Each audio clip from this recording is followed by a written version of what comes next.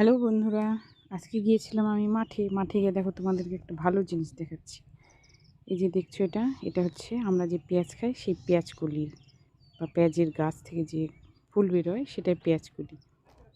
এখানে আমার এটা নিজের জমিতেই লাগানো হয়েছে। পেঁয়াজকলিগুলো খাওয়ার হয়নি। দেখো তোমাদেরকে আমি দেখাই এখানে পেঁয়াজটা কোথায় হয়েছে। এই যে মাটির নিচে হয়েছে, এটা আরও বড় হবে।